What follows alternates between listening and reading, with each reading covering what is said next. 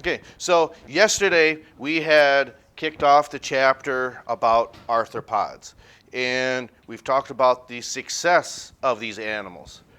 What is or are one, how many success stories have we talked about so far? Why are arthropods successful, in other words, with what we discussed yesterday?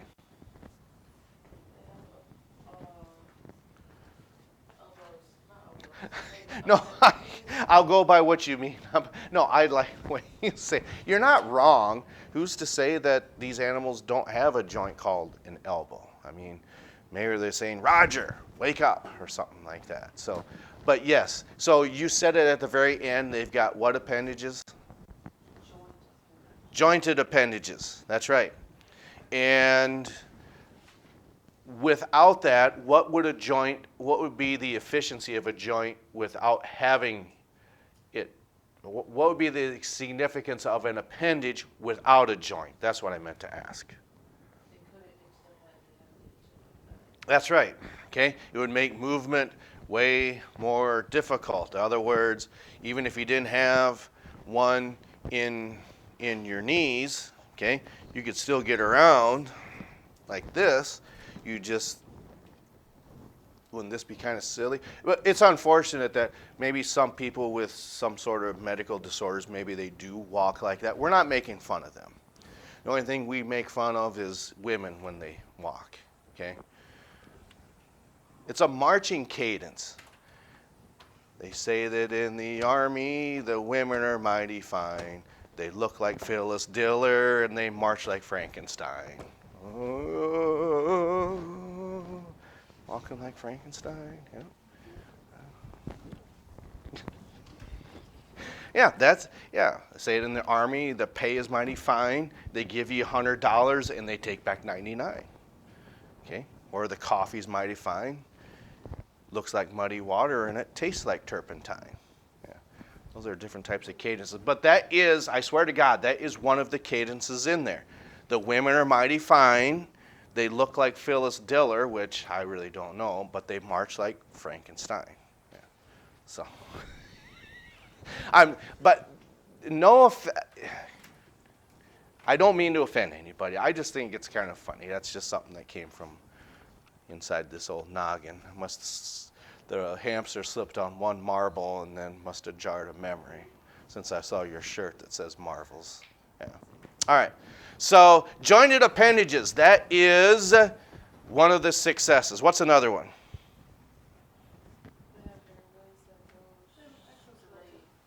Yes, they have what we call tracheal tubes that air is piped directly to their cells. That's exactly right. Okay. And the most obvious one, yes, they have an exoskeleton that even what we consider soft-bodied animals like insects, yes, they still have an exoskeleton because the things I don't know if there's any gray area when it comes to that of spiders. Is it one of those things to where, heck no, you get that thing away from me? Doesn't matter what size, doesn't matter anything. Any type of spider, ugh, is that anybody in here? Okay. But then, again, I know you've heard this story. I just still regret not taking that opportunity at Tri-Valley to pick that tarantula up and put it on my arm and just let it crawl up onto my shoulder. And yeah, I just had the chance and it was here and gone. But because when we look at tarantulas and their venomous relations and some of their close relations, it does a pretty good job of showing that even tarantulas go through this process of molting because their exoskeleton has to be shed, because a definition besides being on the outside with an exoskeleton as opposed to being on the inside with an endoskeleton, if it's on the outside of that body, how can that be a disadvantage besides being heavy? Because when we look at animals with an endoskeleton, who would that possibly be? once you knock that first domino, the rest are going to fall right in place. Who would have an endoskeleton? Well, don't whisper. We already don't mumble or whisper. What did we say? Mammals.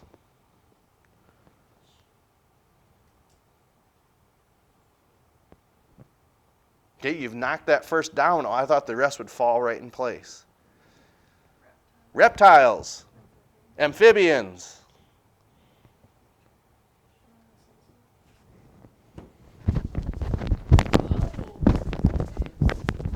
What am I doing besides looking like an idiot? Slapping, what? Oh, flapping my wings. I thought it said slapping. Okay. No. But besides insects, who flaps wings? Birds.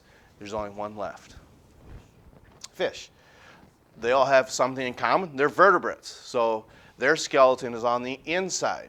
So when that happens, can some of these reptiles, not so much the amphibians, and not so much the birds for their size, I suppose you could say, they can grow to be quite enormous, especially orca, killer whales, many different types of aquatic vertebrates can grow to be quite large. So with that, that skeleton grows on the inside. With an exoskeleton, it doesn't do that. It's on the outside. So with that, is their exoskeleton really a living type of tissue? That's kind of a trick question.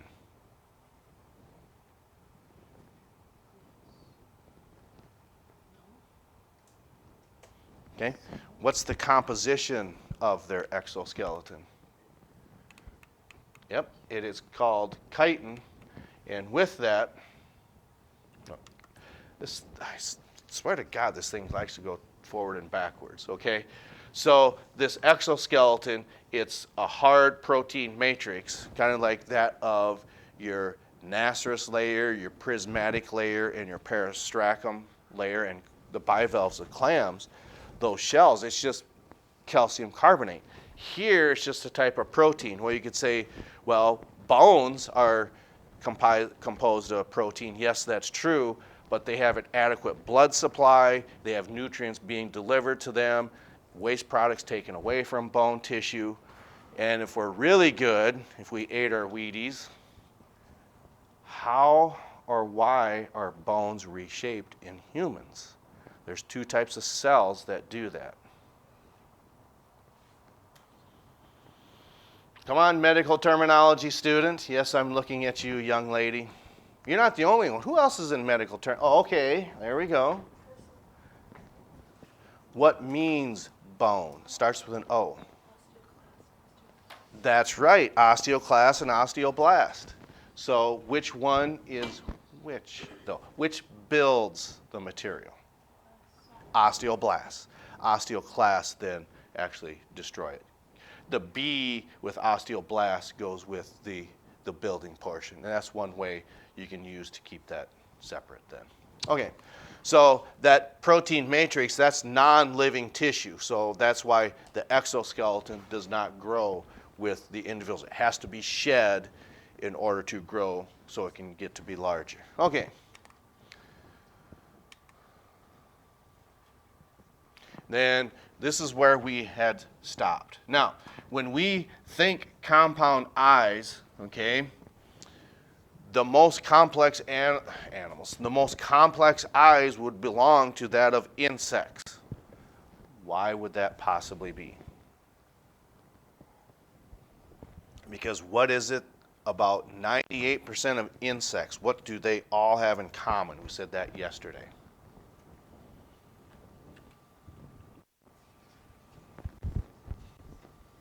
They can fly, okay? So since they can fly, okay, it'd be a structural advantage to see where it is they're going, where they're landing, what they're avoiding, what they're going after, things like that. So compound eyes is certainly going to be a complex sensory organ, okay?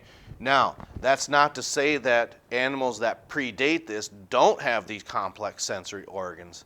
These are just even what we would say more advanced. Just like to me, when we think of venom, okay, that's a type of saliva. So what you could say then is having venom is a really advanced type of saliva. Okay, so moving forward then. So some of these complex behavior patterns is another key to their success. Okay? How they raise their young, okay? There are different types of behavior patterns that these insects actually do. And for the most part, a lot of arthropods just don't live very long. I mean, yes, in some cases, maybe 20 years, but we would look at that as a life cycle and say that's just not very long, especially for that of humans. It's certainly not very long, and it's unfortunate that it's abbreviated lifespan. But it's what's unfortunate that a shortened lifespan.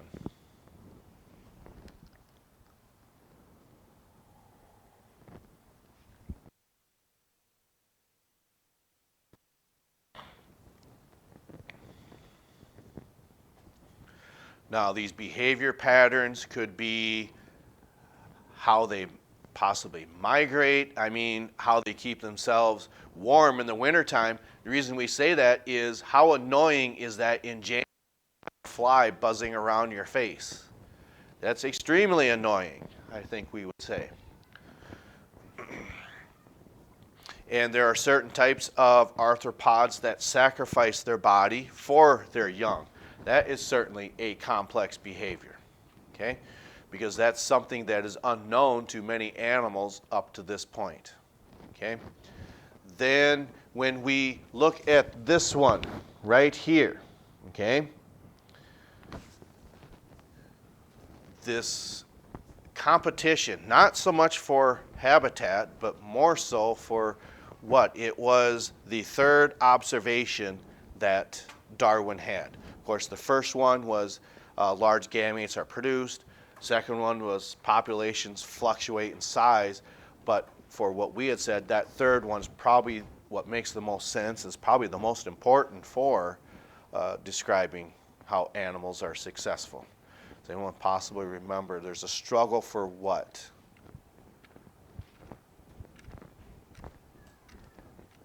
Anybody? Animals are constantly struggling for these two things. That's one, food and shelter. Okay? So more so for food, and this actually pertains to humans as well. Yeah, we're not called larvae, okay? That's true. But think of maybe your parents telling you a story, well, not a story, but telling you or being able to observe in your own experiences, maybe doing looking after younger cousins or younger siblings. If they're in their infant stage, you don't give them pulled pork, and you don't give them tomato. Well, you could give them tomato soup maybe, but you wouldn't give them chili. Why not? Why not give an infant chili besides being too hot? Okay, they don't have teeth, that's true, so they can't do what type of digestion? Yeah, they can't chew it and break it down. But more importantly, they don't have the tools needed for chemical digestion, okay? So what is the typical diet of infants then? Yeah, it could be artificial milk, it could be milk supplied by the mother, or what else could it be? It's, I want to have my tool in here, it's called a Gerber. It's needle nose, pliers. Why is Gerber significant for infants? Yeah, it's baby food. It comes in a little jar about like this. Then, have any of you been curious? I'm sure we all have. How many of you have actually tasted baby food? Because you already had a disgruntled look on your face right after I asked that question. You could say that it's basically like applesauce, but the applesauce that you consume, I'm sure, is going to be way better than what it is for infants. Why might that be? Well, infants really can't handle or tolerate a lot of those maybe processed ingredients that are in there. When I'm presuming that when you look at the ingredients for infant formula, it's probably just a lot of water and some fruit processing, and it really doesn't have much taste. So the applesauce that you have has these artificial sweeteners in there where you can't do that for an infant because they just don't have the hardware to break that down.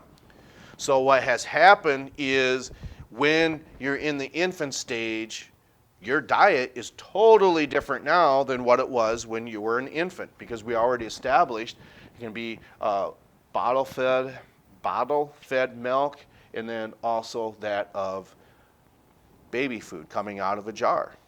Those are two types. Something that you probably would not consume now just because, again, it would not taste very well. So there's less competition for that food here in the animal kingdom because larvae will consume something totally different than that of adults. So there's reduced competition because of that. Okay. Oh, that was, all right. So 1, 2, 3, 4, 5, 6, 7. So, Let's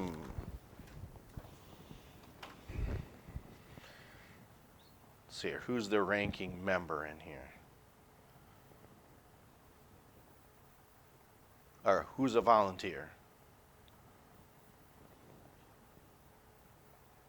Okay. Johnny, what is the key to arthropod success? They have an exoskeleton. Now, who do we pick after that? Okay, what's another key? Yeah, well, insects can, yes. Okay, so they have air piped directly to their cells. That's certainly an advantage. Who else? Okay, what's a third characteristic? Yes, and darn it, you probably took what you wanted to say. So who's next then? Okay. So we've got 3. There's 3 left. We just talked about one, about infants and their feeding properties.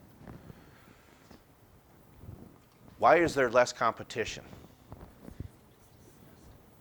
Well, yeah, it might be. But why is the feeding different in arthropods? That's what we're getting at.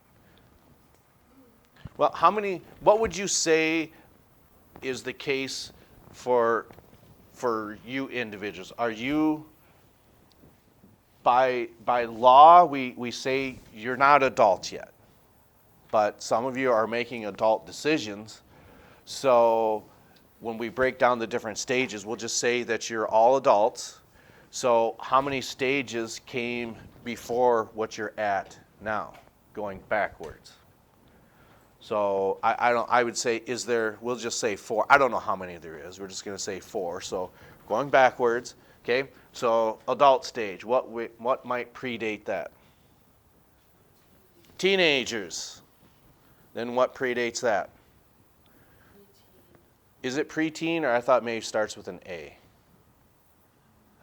Adolescence is preteens, and I don't know if that's the same thing or not. Okay, so there was 5. Okay. So then, yes, that's our larval stage. So who's next?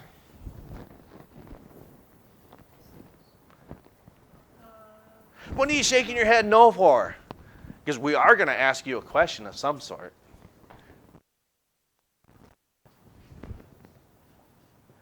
Well, one of the things that we had said was, okay, what would this be?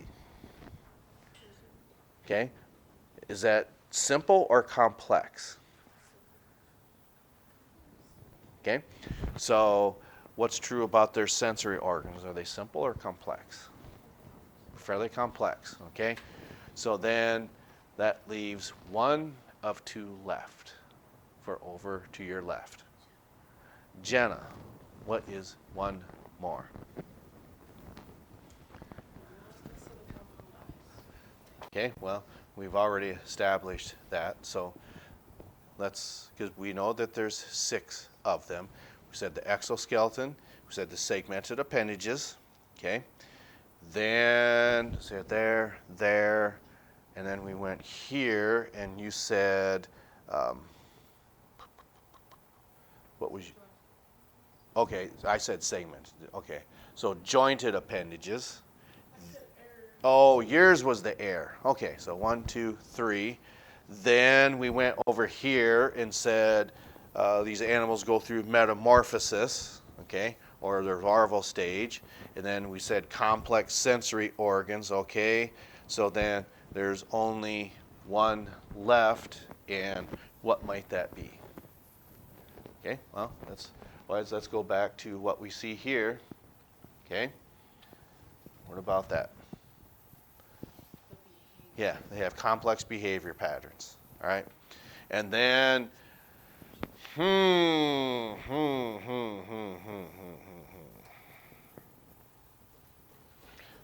don't want to leave anybody out. You technically answered the last one. Oh, he did? Okay. Because I can't see that. Oh, okay. Then we'll leave it at that then. Okay, so that wraps up our success of arthropods. And like I said, we, of course, it doesn't take a genius to figure this out. It still says exam chapter 9 here. I don't know what it says on plan book, but we will start talking about the horseshoe crabs. That's your first class. I want to say from here on out, there's, is it Merostromata? That's your horseshoe crabs. Then you have arachnids. That's a class, but you need to know the 3 orders of those, which is Scorpionida, Arachne, and then that of Acari, which is your ticks and mites. So there's 3 classes, or there's 2 classes, but then you have the 3 orders, and then you have insects, that's 4. Then you have chelopods and diplopods, those are your centipedes and millipedes. And then, so there's going to be more classes and orders and families in here, okay? So we break down the phylogeny in quite a complex manner. Okay, so again, we'll start with your horseshoe crabs tomorrow, Merostromatans, and then we get into the arachnids. Okay. We will catch up to you next time. And the Rangers win. Man, they came from every forest across the country. Forest Rangers. Rangers won the World Series. Forest Rangers. Yeah. So catch up to you next time.